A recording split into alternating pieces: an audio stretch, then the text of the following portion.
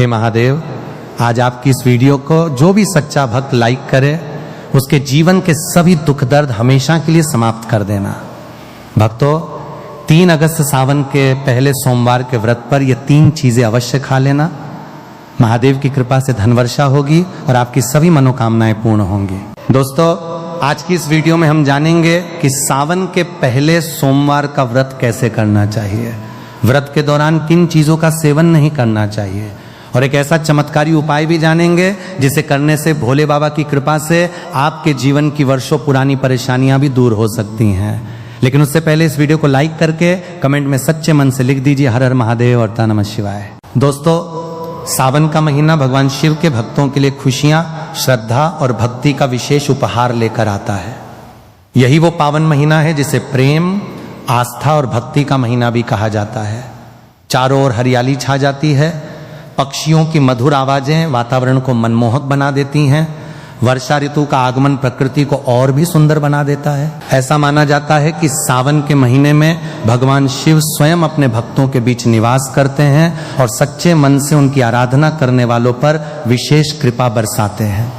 सावन का प्रत्येक दिन अत्यंत शुभ और पवित्र माना जाता है, लेकिन सावन में आने वाले सोमवार का महत्व सबसे अधिक बताया गया है।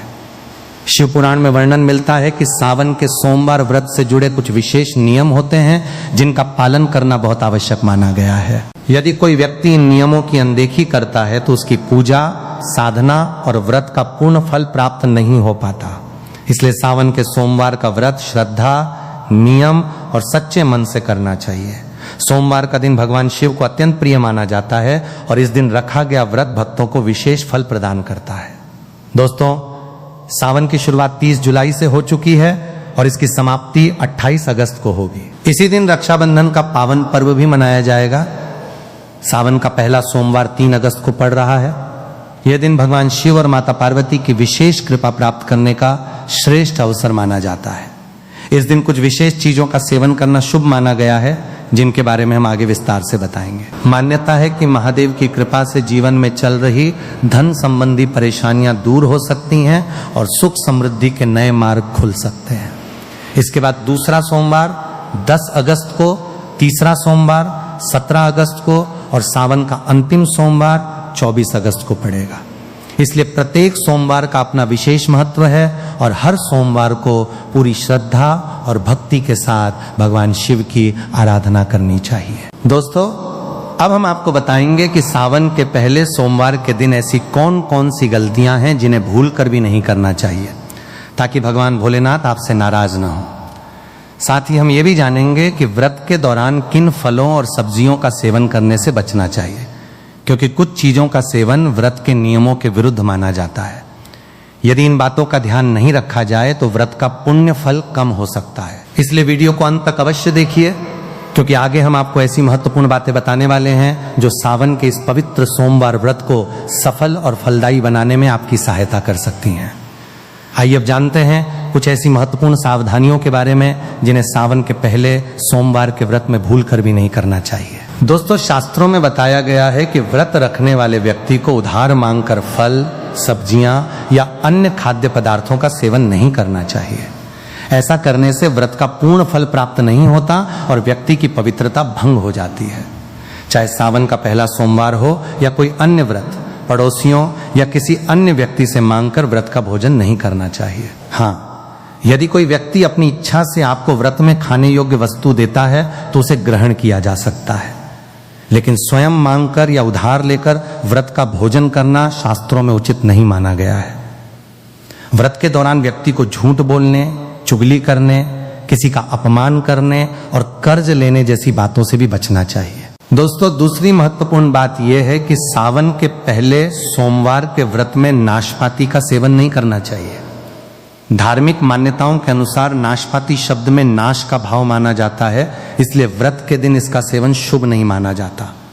सामान्य दिनों में आप इसका सेवन कर सकते हैं, लेकिन जिस दिन व्रत हो उस दिन इससे परहेज करना बेहतर माना गया है।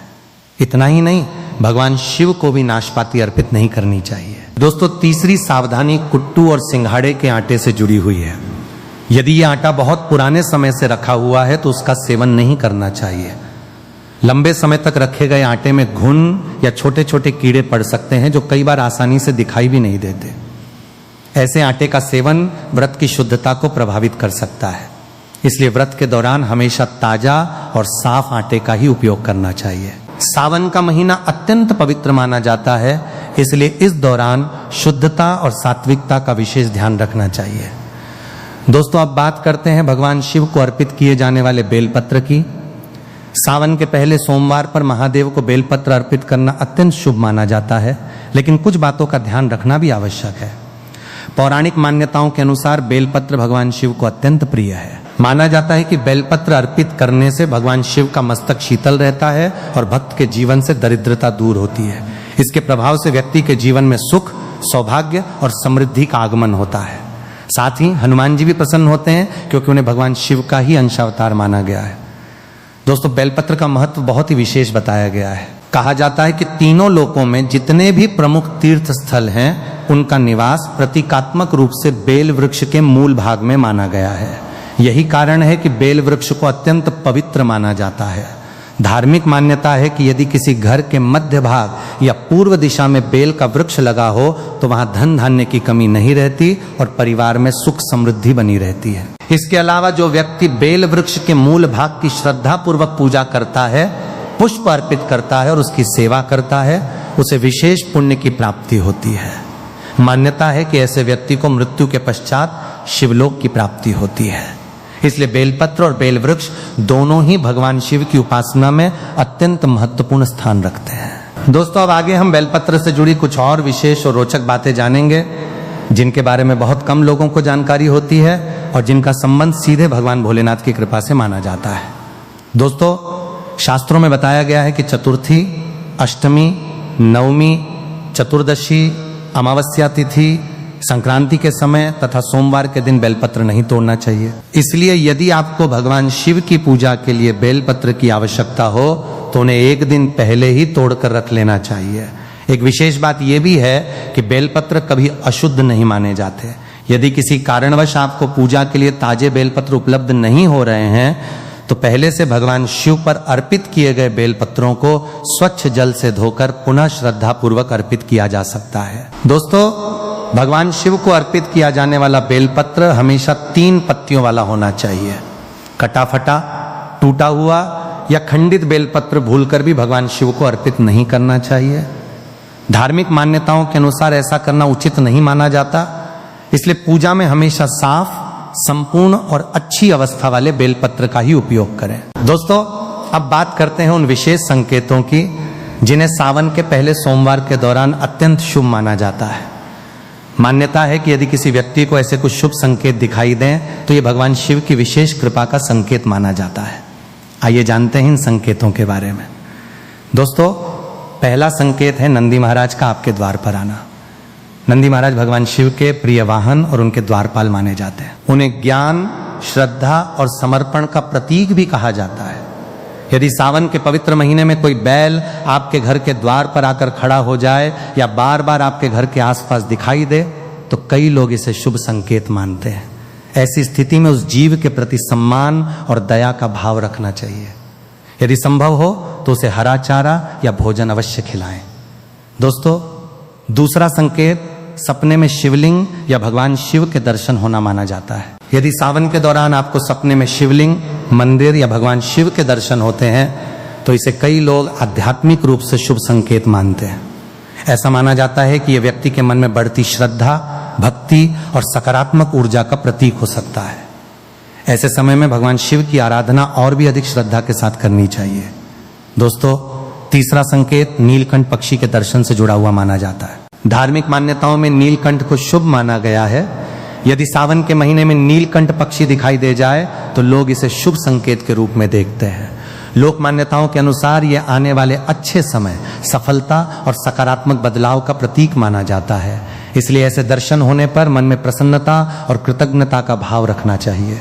दोस्तों, चौथा संकेत घर के आसपास किसी सांप का दिखाई देना बताया जाता है। भगवान शिव के गले में नाग का वास होने के कारण नागों का विशेष महत्व माना गया है।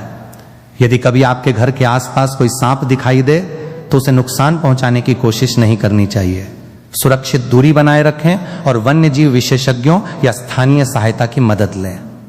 धार्मिक दृष्टि से इसे भगवान शिव से जुड़ी स्मृति के रूप में देखा जाता है और जीवों के प्रति करुणा रखने की प्रेरणा मिलती है। दोस्तों, इन सभी बातों का मूल संदेश यही है कि सावन के महीने में श्रद्धा, भक्ति, स्वच्छता, संयम और सभी जीवों के प्रति दया का भाव बनाए रखें। भगवान शिव को सच्चे मन से याद करने वाला व्यक्ति अपने जीवन में सकारात्मकता, आत्मविश्वास और मानसिक शांति का अनुभव कर सकता है। दोस्तों, धार्मिक मान्यताओं के अनुसार भगवान शिव अपने भक्तों को विशेष अवसरों पर संकेत प्रदान करते हैं। सावन का महीना अत्यंत पवित्र माना जाता है और ऐसा कहा जाता है कि इस महीने भगवान शिव अपने भक्तों पर विशेष कृपा दृष्टि बनाए रखते हैं। यदि किसी व्यक्ति को सपने में किसी मंदिर के पास नाग नागिन का जोड़ा दिखाई दे तो इसे कई लोग शुभ संकेत के रूप में देखते हैं।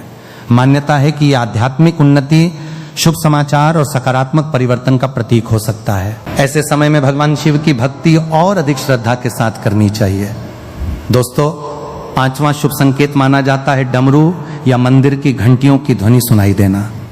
यदि सावन के सोमवार के दिन आपको अचानक कहीं से डमरू, घंटी या हर हर महादेव के जयकारों की आवाज सुनाई दे जाए तो इसे शुभ माना जाता है।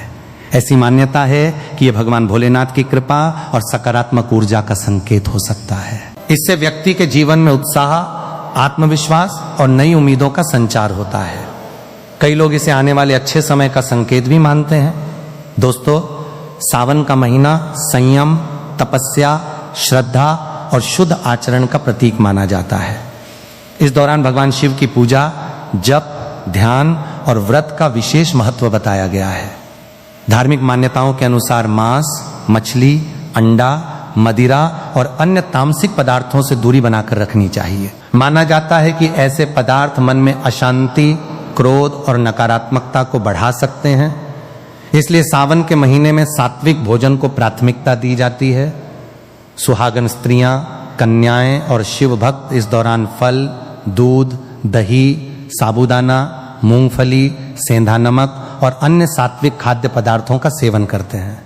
ऐसा माना जाता है कि सात्विक आहार शरीर और मन दोनों को शुद्ध रखने में सहायता करता है। सावन सोमवार का व्रत केवल भोजन का त्याग नहीं बल्कि मन, वचन और कर्म की शुद्धि का भी माध्यम माना गया है। इसलिए इस दौरान जीवन शैली को भी सात्विक और अनुशासित रखना आवश्यक माना जाता है। दोस्तों, भगवान शिव की पूजा में कुछ विशेष वस्तुएं अर्पित की जाती हैं, वहीं कुछ वस्तुओं को अर्पित करने की मनाही भी बताई गई है। धार्मिक मान्यताओं के अनुसार शिवलिंग पर तुलसी, हल्दी और केतकी का फूल अर्पित नहीं करना चाहिए। तुलसी माता भगवान विष्णु को अत्यंत प्रिय मानी जाती हैं, इसलिए सामान्यतः उनका उपयोग विष्णु पूजा में किया जाता है। इसी प्रकार हल्दी को सौभाग्य और स्त्री शक्ति का प्रतीक माना गया है, जबकि भगवान शिव वैराग्य और तपस्या के प्रतीक माने जाते हैं। इसी कारण शिव पूजा में हल्दी अर्पित करने की परंपरा नहीं है। केतकी के फूल के संबंध में भी एक प्रसिद्ध पौराणिक कथा प्रचलित है। कथा के अनुसार एक प्रसंग में केतकी के फूल ने असत्य का साथ दिया था, जिसके कारण भगवान शिव ने उसे अपनी पूजा में स्वीकार न किए जाने का श्राप दिया। तभी से शिव पूजा में केतकी का फूल अर्पित नहीं किया जाता। इन नियमों का पालन न करने से पूजा निष्फल हो सकती है। इसीलिए सावन में स्त्रियों को ध्यान रखना चाहिए कि भगवान शिव को केवल बेलपत्र, दूध, जल, भांग, धतूरा और सफेद पुष्प ही अर्पित करें। बिना स्नान किए रसोई और पूजा न करें। सावन मास में शरीर और मन की शुद्धता सर्वोपरि मानी जाती है। यदि कोई स्त्री बिना स्नान किए रसोई में प्रवेश करती है या पूजा करती है तो इसे धार्मिक दृष्टि से उचित नहीं माना जाता। रसोई माता अन्नपूर्णा का स्थान होती है और वहां स्वच्छता का विशेष महत्व होता है। बिना स्नान किए बनाया गया भोजन आध्यात्मिक दृष्टि से अशुद्ध माना जाता है। इसी प्रकार बिना स्नान किए भगवान शिव की पूजा करने से पूजा में शुद्धता का भाव नहीं रह जाता। खासकर सावन में जब शिव उपासना विशेष फलदायी मानी जाती है तब शारीरिक स्वच्छता का विशेष ध्यान रखना चाहिए। स्नान केवल शरीर की सफाई नहीं बल्कि मन को भी पूजा के लिए तैयार करता है।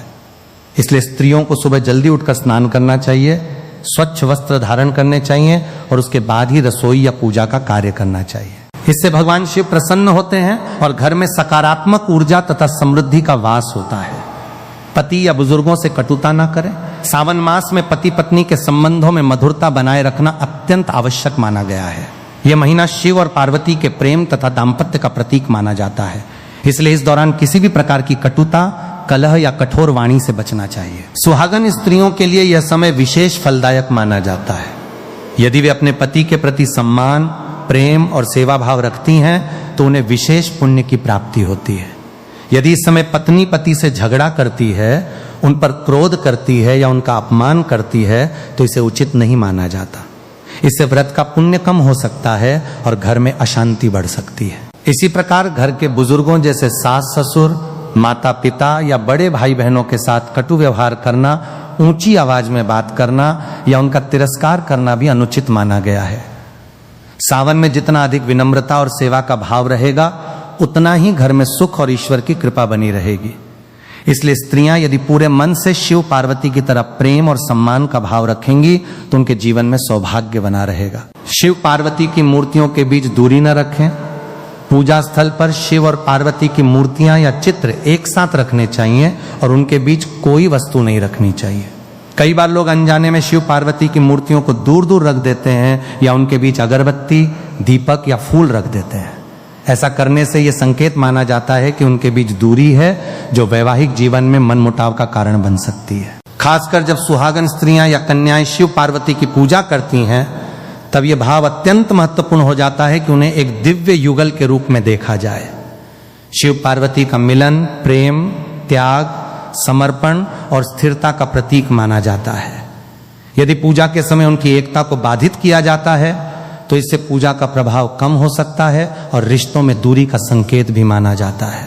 इसलिए ध्यान रखें कि दोनों मूर्तियां साथ रखी जाएं और एक दूसरे की ओर मुख किए हों। यह केवल पूजा की शुद्धता का ही नहीं बल्कि वैवाहिक सौहार्द और भावनात्मक एकता का भी प्रतीक माना जाता है। चलिए अब जान लेते हैं कि सावन में कौन सी ऐसी विशेष वस्तुएं हैं जिन्हें हर सुहागन स्त्री को अवश्य धारण करना चाहिए। मान्यता है कि इन्हें धारण करने से माता पार्वती और भगवान शिव शीघ्र प्रसन्न होते हैं तथा माता लक्ष्मी भी ऐसे घर में स्थायी निवास करती हैं। सबसे पहले आती है बिंदी। सावन में माथे पर लगाई जाने वाली बिंदी सौभाग्य, पवित्रता और तीसरी आंख का प्रतीक मानी जाती है। विशेष रूप से हरे, लाल या सिंदूरी रंग की बिंदी स्त्री के सौंदर्य को निखारती है और शिव पार्वती की कृपा का संकेत मानी जाती है। बिंदी को आज्ञा चक्र का केंद्र माना जाता है जहां मन और ध्यान केंद्रित होता है। बिंदी लगाने से मानसिक शांति और एकाग्रता में वृद्धि होती है। सावन में हरे रंग की बिंदी पहनने से सुख शांति बनी रहती है और विवाह योग्य कन्याओं को योग्य वर प्राप्त होने के योग बनते हैं। दूसरा है सिंदूर। सिंदूर विवाहित स्त्रियों के लिए सौभाग्य का सबसे बड़ा प्रतीक माना जाता है।